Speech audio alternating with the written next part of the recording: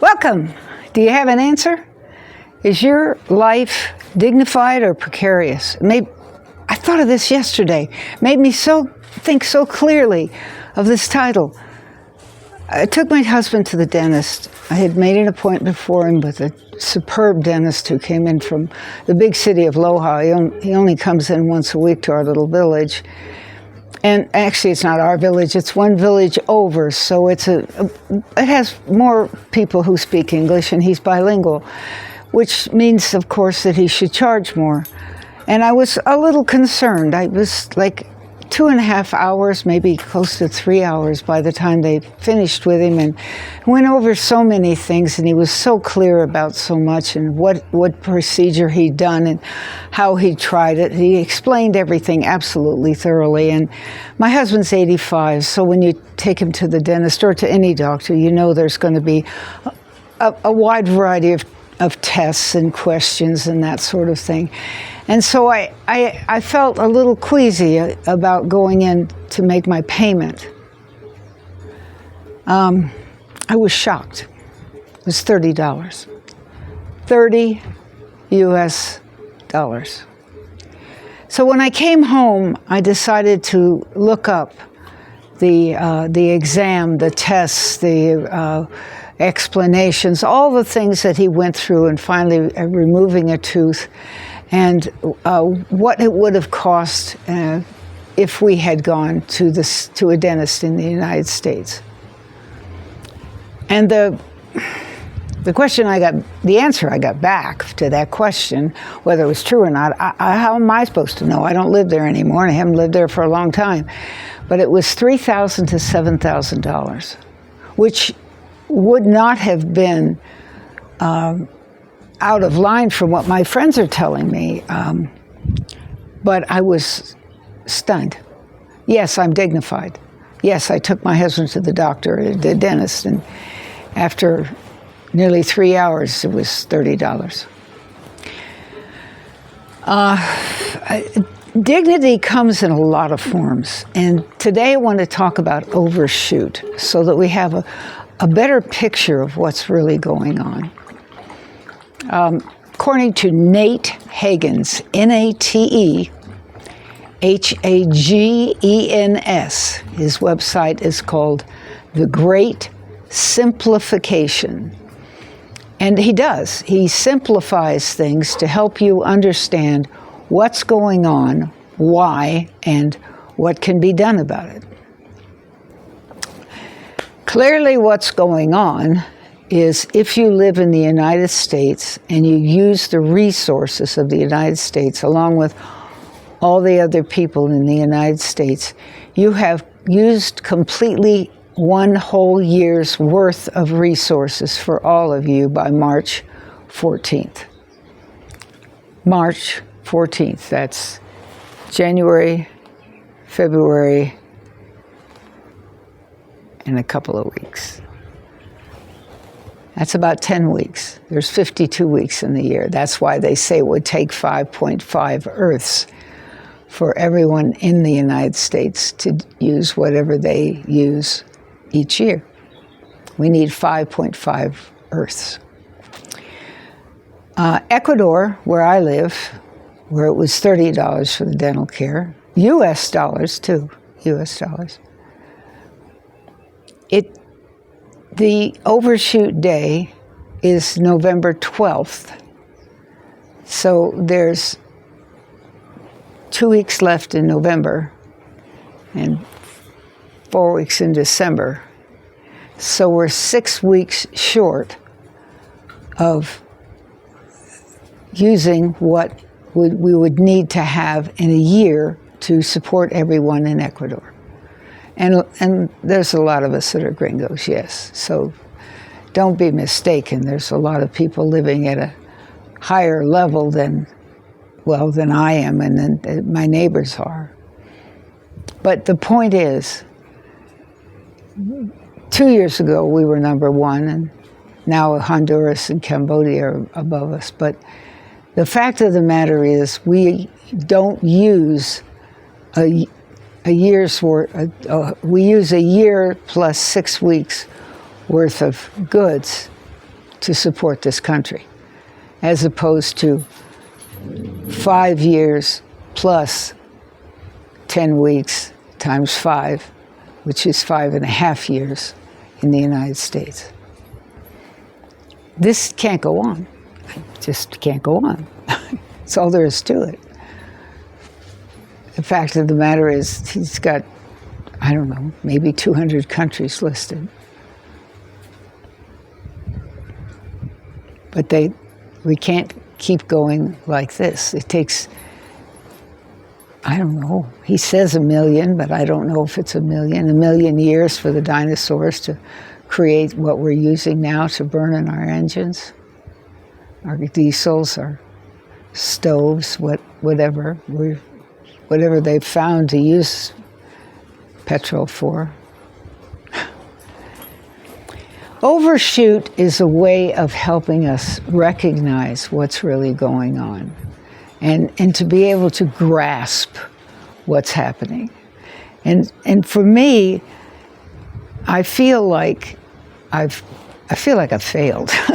That's why I keep making these videos, because I feel like I just have to keep saying I'm a grief warrior. Grief, grief, grief, grief, grief. I've felt so much grief, and yet I've never stopped fighting. And that's why I decided to call myself a grief warrior. I grieve at the fact that we're using more than we have in our resources on this incredible planet that we were gifted. But I'm still fighting to make sure everybody has the information and can't say, well, why didn't somebody say something? I want people to know what's really going on. I want to be able to talk to people and say, this is what's really happening, and we need to do something about it. Now, of course, the first thing that Nate talks about is reducing the amount of petrol. And of course, this week, unfortunately for us, we used more petrol than we normally do. Normally, my husband goes into town Saturday morning and has brunch with his friend and comes back Saturday afternoon. That's the only time he goes into town. Unless, of course, he has a doctor or a dental appointment, which he had yesterday. And we had to go in, and he had his dental appointment. And we had lunch together, which was just absolutely lovely. That's the first time this year. And we only went out to eat together twice last year, because I usually go in either on Wednesday or Thursday and do the week's shopping. Because the whole idea of using petrol to get in to the village, it's 20-minute drive each way. It's a small village, so you can walk the whole village in 15 minutes. But that's where we go, and that's where we shop. We haven't been to the big city since last August, where we can get things that we can't get in the village. And we do that because of Overshoot, because we know that doing that takes away other people's, your children's future. When we use the resources up means no more. When we're up, they're gone. And besides telling us that we should make sure that we understand what's going on, we need to understand how we can simplify our lives and make it an easier situation than it is now. And the great simplification is when he explains the incredible amount of free people hours of labor, not actual people, but people hours of labor we get from the fact that petrol is so inexpensive. But it takes 1 million years to make it. None of us are going to live that long, obviously. So how is the next generation going to have internet, have mixers, mixers, refrigerators, stoves, anything, an oxygen machine, anything that requires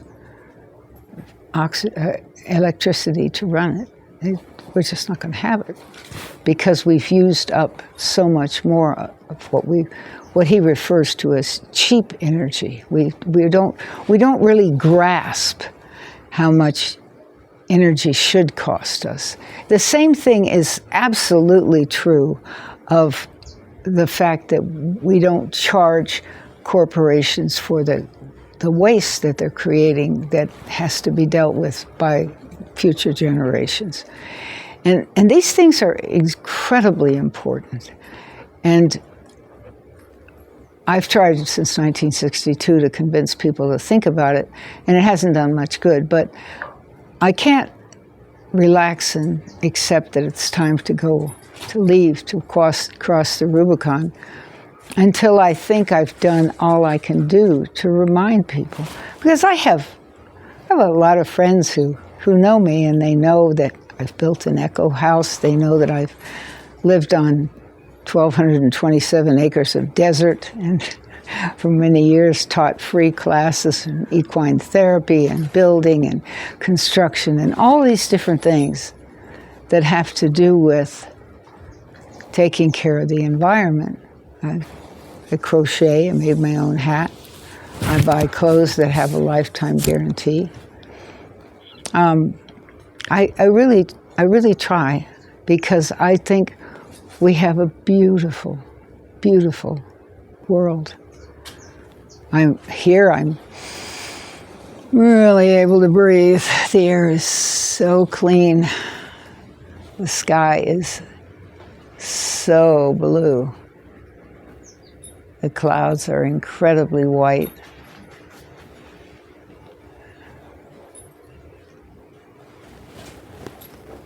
The grass is really green. Because this area is where subsistence farmers live. They rarely go to town. There's no reason to go to town. They raise their food, they raise their meat, they swap with their neighbors, they barter. And those are part of the things that Nate talks about, is doing things. I mean, is it really that hard to hang your clothes on the line? Is it really that complicated to recycle? Is it really that difficult to look at what you're buying? Is it real food, or is it made up food, processed food, artificial food? What's important is permanence, and we don't have that. So much of what we use is plastic. Taxi! We share water with 3 other farms. There's a canal over here. It's over behind the Mexican sunflowers. That's where our chickens are. And right behind that, there's tanks. And those tanks are shared to 4 different farms. Those tanks contain canal water, which is not potable water. So on our plants, we don't use potable water. What comes into the house is pure mountain water. There's 2 filters up there. One filter is minerals. 2,800 pounds of pressure on minerals, and the other one is paper. And they filter out bacteria and dirt, basically dirt. And the rest of it comes into us to drink. And we're better off than people who are getting lots of water with all kinds of chemicals in it. I mean, that's why this is called the Valley of Longevity. It's still like, other than the internet, it's like the world was 100 years ago. You know, there's people here who just, well, there's people, many of the farmers, they don't have cars. They have donkeys. They go to town with donkeys. They fill up the donkeys with whatever they need to carry, and that's how they go to town. And almost all the women walk. They just, well, one woman will take care of kids sometimes, especially the older kids, so that the other women can walk together and go get what they need. It's not very far for a young woman who's relatively healthy. And that's how they do it. They figure out ways to simplify their life. And the houses are built, well, like this house. This house is, I don't know when it was built because it's rented. But this house is mostly very thick concrete walls. We don't use any kind of fan or any kind of heating or air conditioning. Has real tile roof.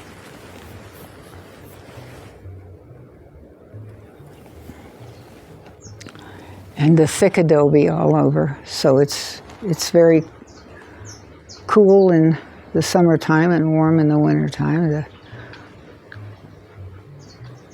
patios are tile and they're tough. So the buildings last. Now some of the buildings are some of the homes are made out of pallets, just shipping pallets. That's all the people can afford. Well, that's what they make them out of.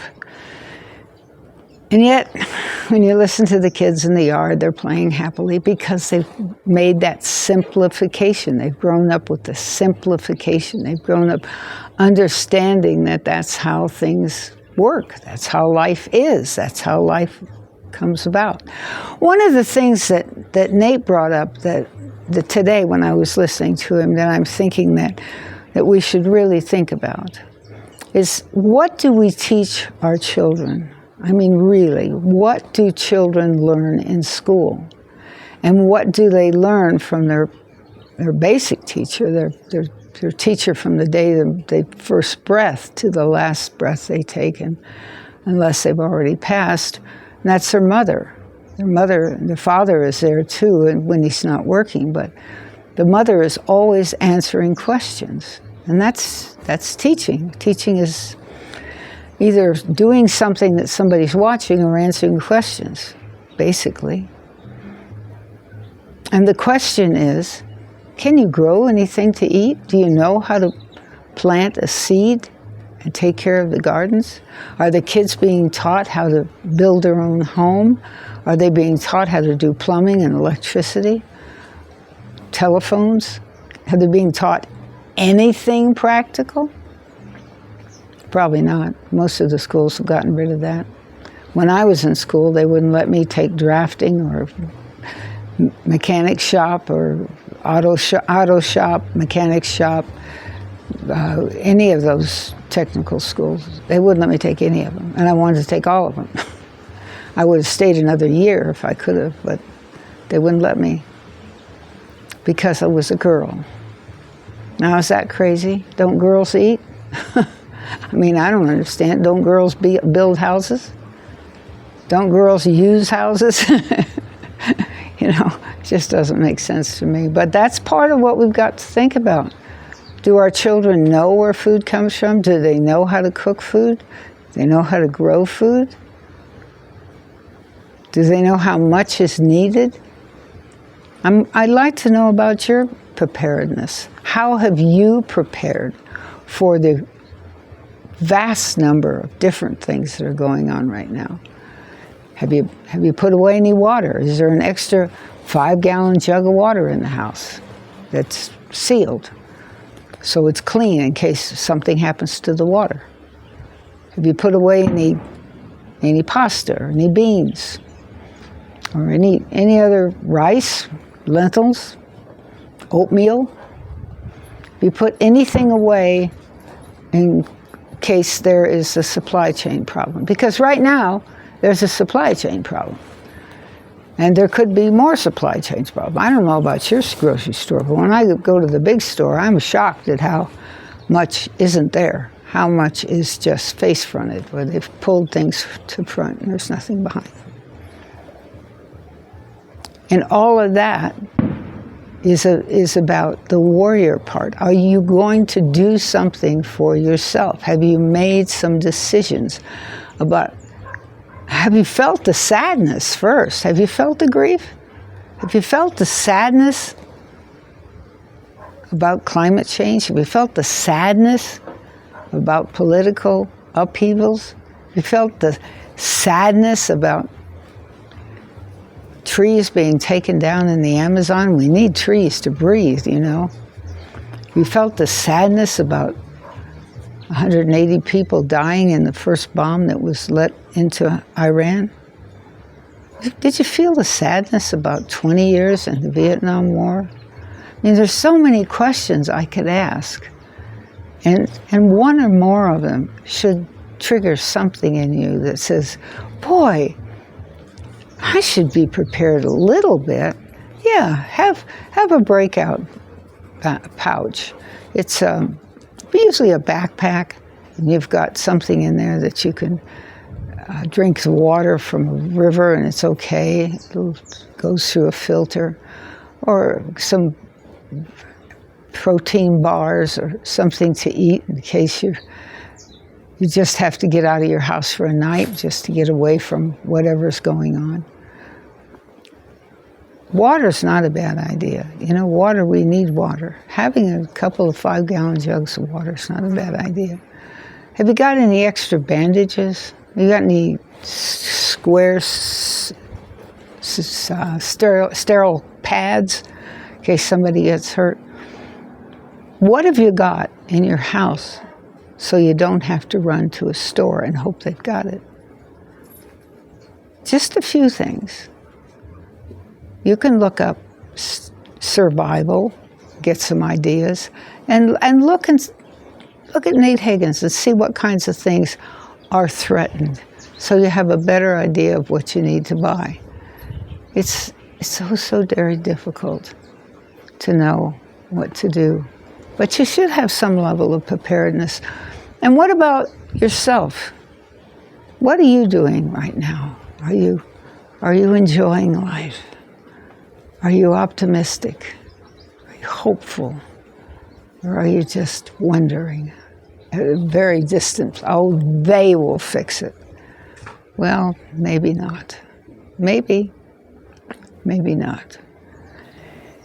What I've seen in recent politics tells me I shouldn't really count on them for my best interest. And not for what I want. You know, what do I want? I want some yarn. I want to have some yarn.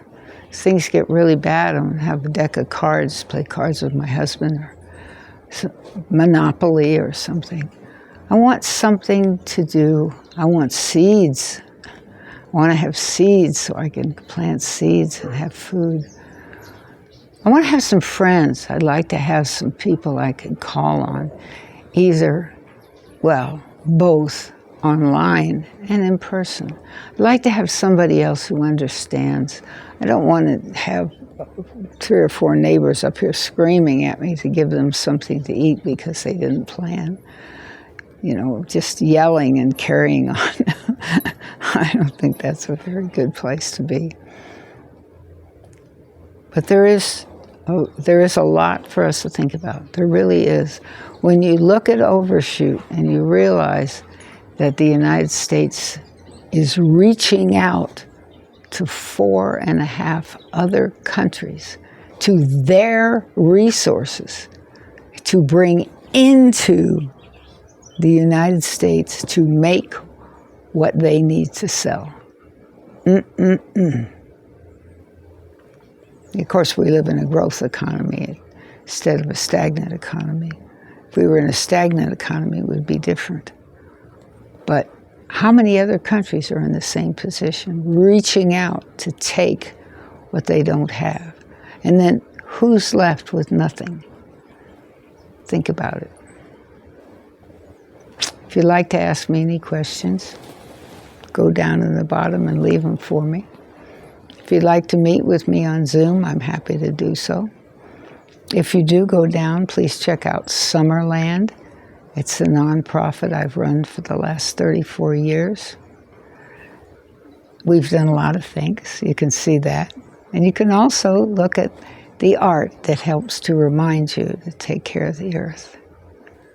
Two of us are artists, and we're over 75. So we'd appreciate you having a look. Thank you so much for being here today.